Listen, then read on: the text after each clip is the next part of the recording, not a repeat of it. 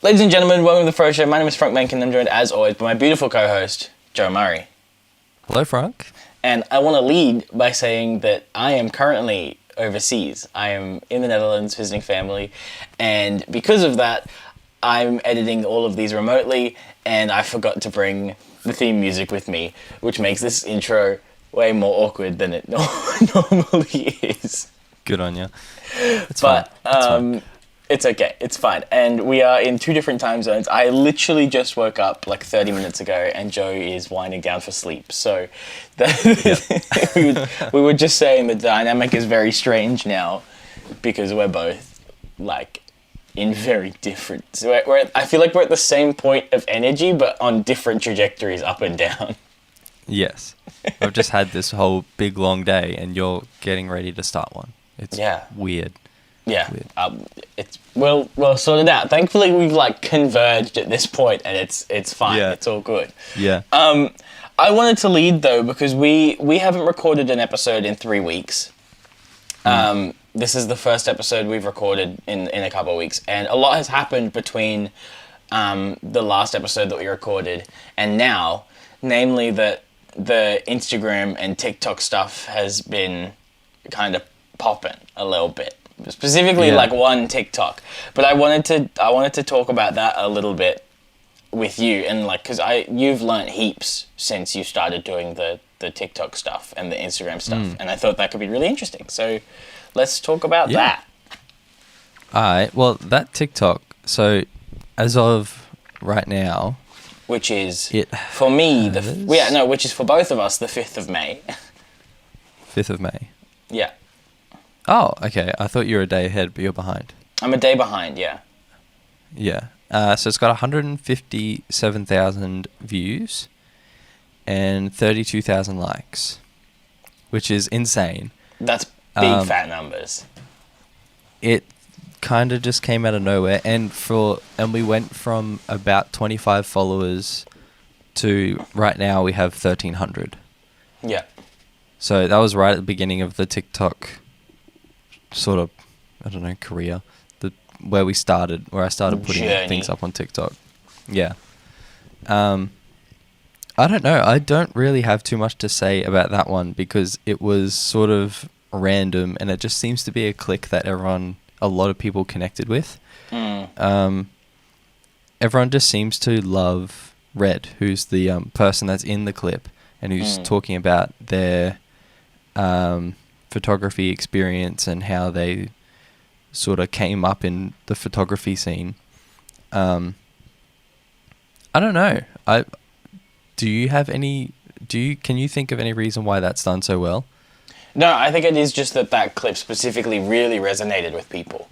Because that was about submitting your work and stuff, and just like making yourself vulnerable to be judged within like an artistic space. Yeah. So yeah, I think it was something that A, people don't really talk about that much, and B, it really was valuable for a lot of people. It was something that people were very interested in, and then they could share that with other people.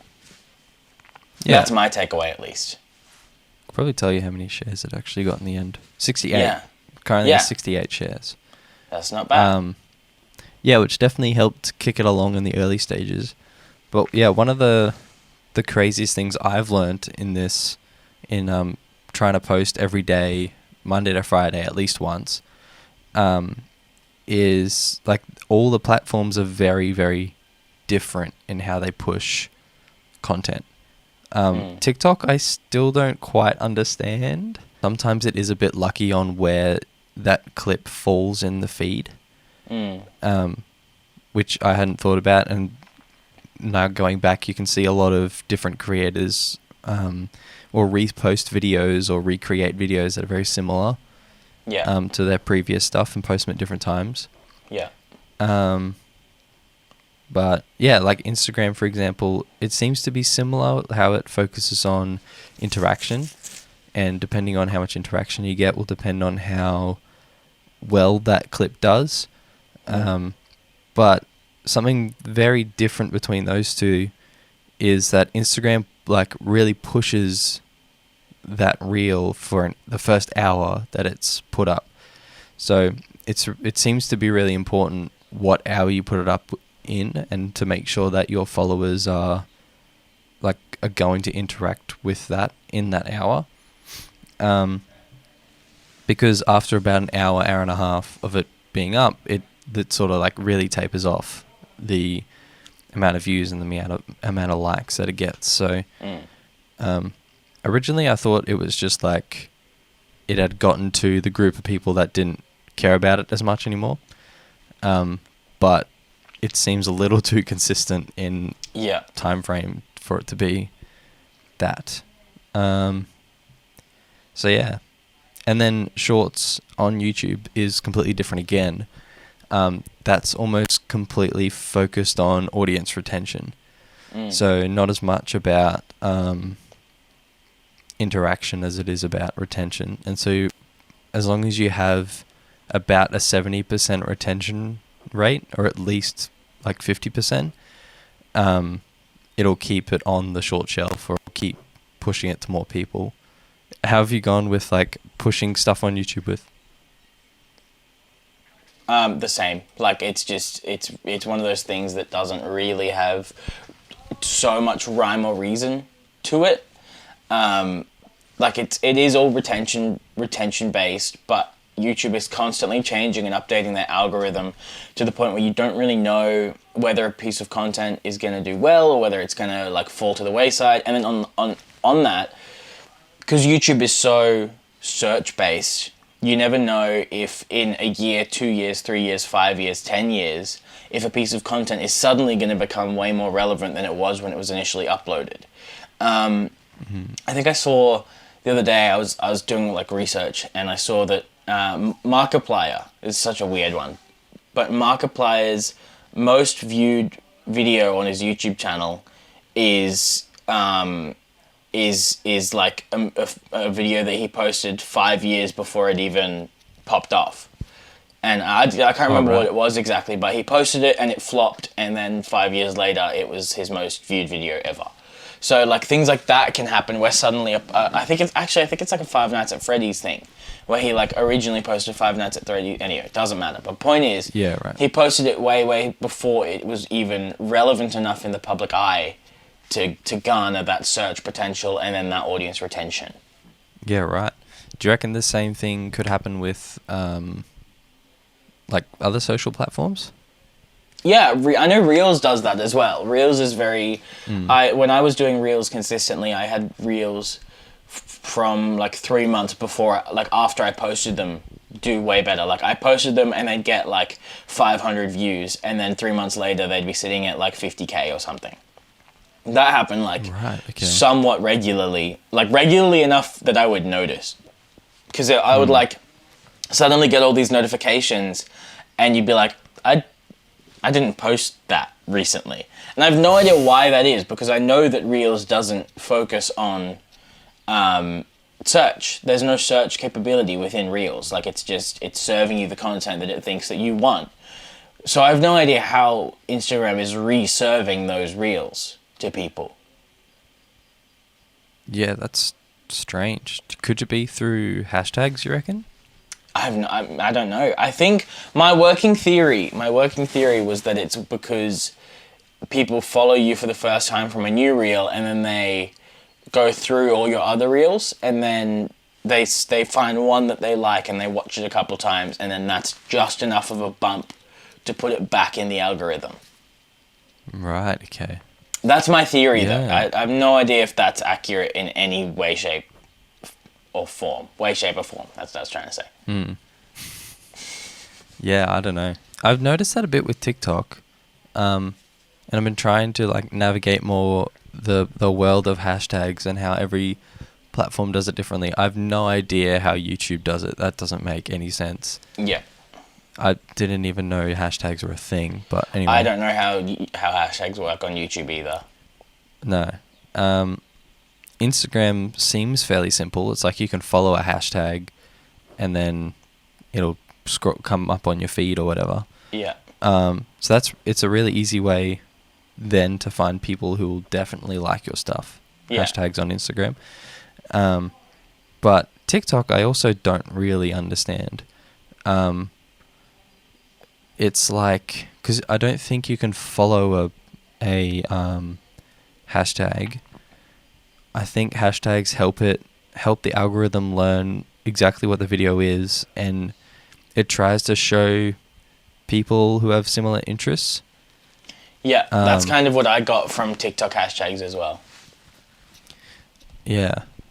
So, but then I've noticed because I like doing this every day, I've tried to do a little bit of research alongside it, and I've looked at what other bigger creators do, and a lot of them only use 2 or 3 hashtags, like top.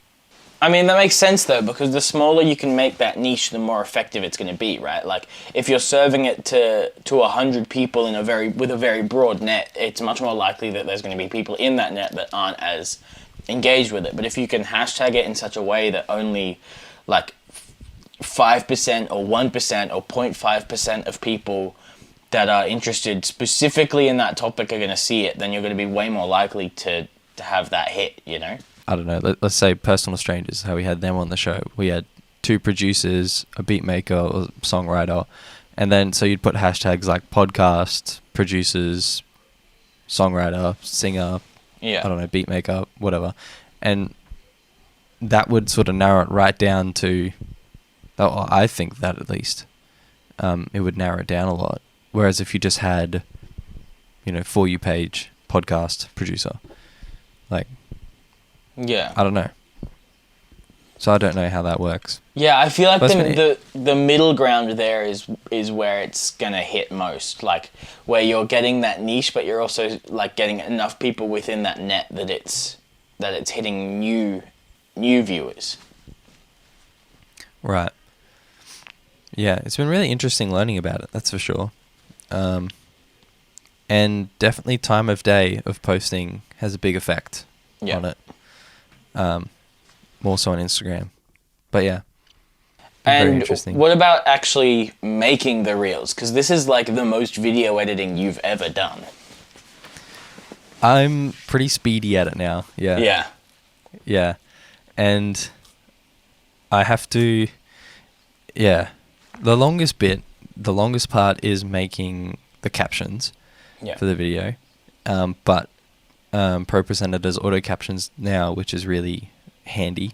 Times when I don't have a lot of time, I'll just find a snip of where there's just one person talking, like that clip that that popped off with Red. For that one, for example, I'll just pick a clip where there's one person talking, and then that way the ProPresenter algorithm will just like get all the words in really easily. The timing will be pretty like spot on, and I don't have to do much editing. It'll be like done.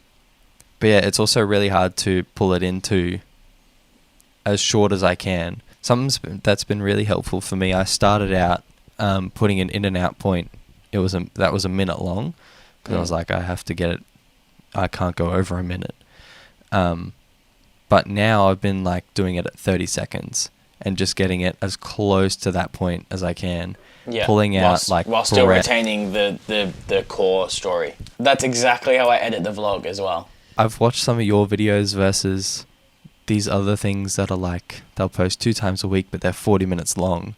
And there's just like, when I watch them, I'm like, there's 5 seconds of that clip that you could have just cut.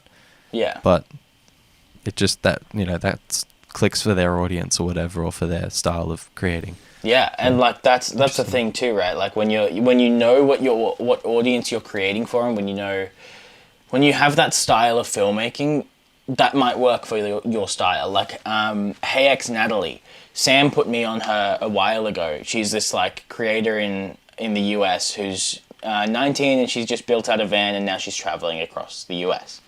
But her style of filmmaking is very quiet and like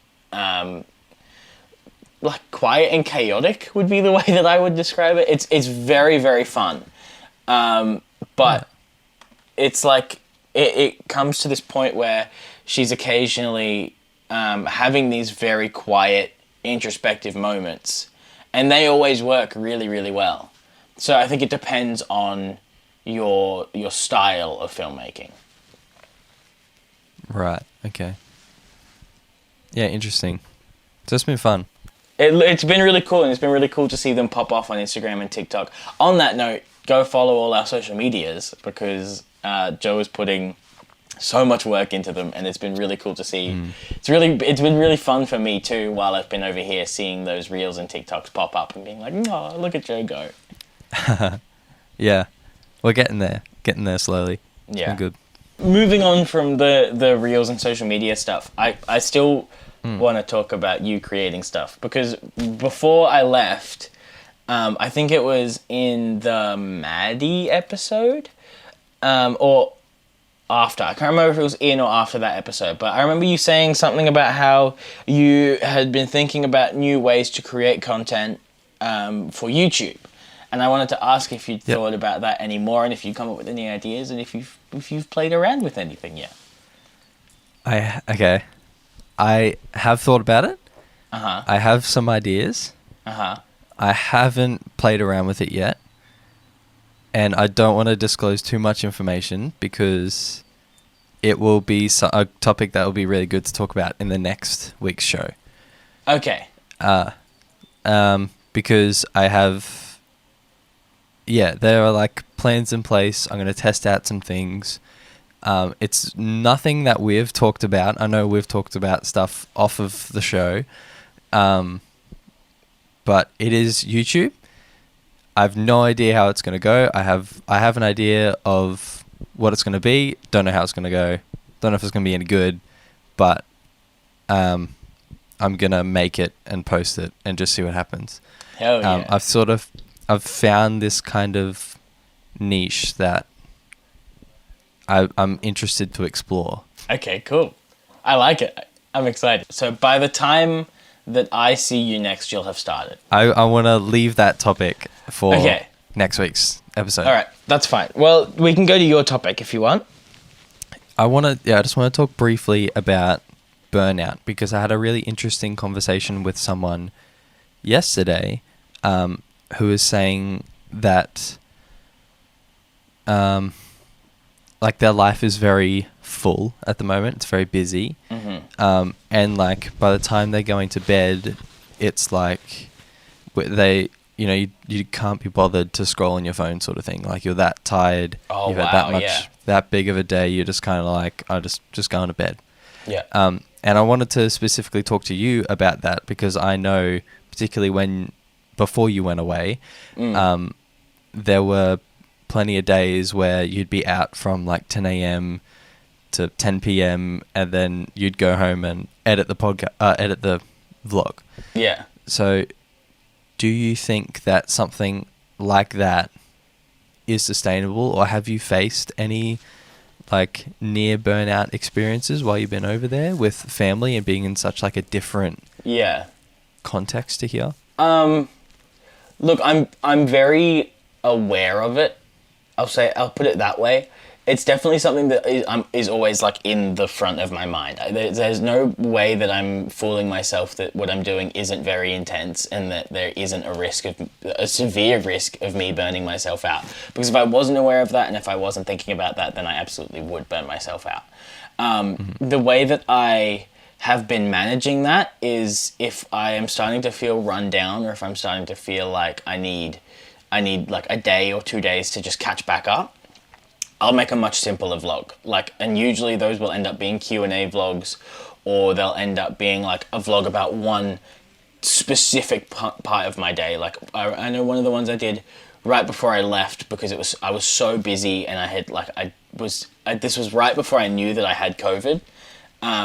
Literally the day before I tested positive, so I was already really tired. I was exhausted from the week, and I made a 3-minute movie about customizing my sunglasses, and it took zero time. I turned on the overhead rig, I scratched up my glasses a bit, painted them. It was something that I wanted to do anyway.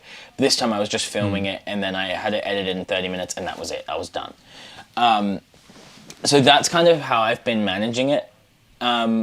What has made it a lot easier for me, specifically with the vlog, is that I have no expectations for myself for what that daily movie is supposed to look like. There's no standard that I've set. Obviously I want them to be as good as they possibly can be, but if there's a day where it's just not there, I can be super vulnerable about that within the vlog, and then that's it. Then I'm done, you know? As for what you said about like feeling so exhausted that you can't do anything, I've said from the very beginning that the second that it stops being fun for me is the second that I'm going to stop. Like, if there's a point where my mental health is in detriment because of what I'm creating every day, then the whole purpose of the challenge is lost. There's no reason for me to be doing it anymore, because the second that it becomes something that is negative, is a negative force in my life, then I've lost that initial joy that it's given me. That's the only reason I'm doing it, because it's the only reason I'm making something every day is because of the love that I have for creating. And obviously there are days where I'm going to be challenged, and there's going to be days where it's really difficult for me to create something. But so far I haven't had a day where it's negatively impacted my mental health. Right, okay. That's good. Did that answer that? Yeah, it did. It did. That's interesting you say that, because end of last year, when I was working a lot, not really creatively, there were nights where like I would get home a 1 a.m. sort of thing, go to bed, and then start work at 5:30 the next morning. And there were times where I actually really enjoyed that. I really enjoyed just like walking to my room, putting my phone on charge, head hit the pillow, and then like that's it. But do you think that for you, if it got to that point, that would be like not enjoyable and you wouldn't be doing it for the right reason anymore? I think there's a line. Like I definitely have days like that. I still like very regularly do, where it's like, wow, that was a massive day. I just need to sleep right now. But it's hard because you have to know where your personal limit is, and I feel like I am very aware of where it is, and I'm not kidding myself in ways where I can be like, okay, I need to, if I just push this little bit harder on this day where I feel bad, I'm going to make something great. Like, no, that's not how it works, you know? And I do have those days where it's like I'm absolutely mentally and physically exhausted, my head hits the pillow and I'm out. But I think there's a difference between that happening once a week, once a fortnight, once a month, to it happening every single day. And I think if it's happening every single day, then you have a problem that you need to address. Interesting. I don't think I have anything else to say on that. I just wanted to hear your thoughts on that idea of burnout. And I like how you said you really need to understand like everyone's different in that. And I guess everyone has to burn out at some point before they can properly understand where the line is. Yeah, cool. It's hard too. Like it's hard talking about it because everyone is so different. Like there's no one-stop shop answer for like, if you do 18 hours of work in a day, you're going to get burnout in a week. Like that's not how it works for people. And it's also because for some people, different pieces of work give people energy. Like for me, editing at the end of the day is like writing in a daily diary. That's how it works in my head. But I can understand that for some people, having to edit for an hour at the end of the day is hell. Like that's just more work. Yeah, exactly. Yeah, just putting his hand up. But like that's the only reason I'm able to sustain it, is because it is like a daily diary for me. It's the way that I personally in my brain can recap the day and put that away and be done with that. And because of that, I sleep way better at night because I've compartmentalized the day and I'm done with it. And that's the only way that I can consistently do a daily vlog like I have been doing. Today is day 125, by the way, the day that we're recording this. Wow. Yeah. That's insane. I know. 125. It's going it's going really quickly. Yeah. This year's getting by real quick. I know. But yeah, that's insane. But we have to we have to bring it to a close now. Yeah, right. Okay. That went quick. That was speedy. Okay, well, general things. Follow us on social media, Froe Media and all the things. You can also search The Froe Show, and I think it still pops up on most social media. Go do that. Sub to me on YouTube if you got this far as well, because I'm doing a daily vlog. If you didn't realize, Joe, do you have anything you want to? Do you have anything you want to finish up with? No, I don't think so. Excited for you to be back and to start doing stuff in Brizzy again. It'd be good. Yeah. By the time that this episode comes out, I will be on a plane. I think. Yeah. Yes. It'll be close. You'll definitely be close. Because it comes out No, I will be on a plane by the time this comes out. 'Cause it comes out 6 a.m. Monday, your time. Oh no, that's Sunday night for me. No, I'll almost be on a plane by the time this comes out. You'll be thinking about getting on a plane. I'll be thinking about it. I'll be packing my stuff. Yeah. Okay. Yeah. Well, thank you so much for listening to or watching this episode of The Froe Show. We hope you enjoyed it. Check us out on all the things. Rate us on Spotify. And we will see you next week. Bye. Bye. Bye. I do have the outro song. I do have that with not me. the intro. But not the intro song. So that will play. That is playing right now. Don't you have it on Epidemic Sound or whatever it was? Yeah, but I can't find it.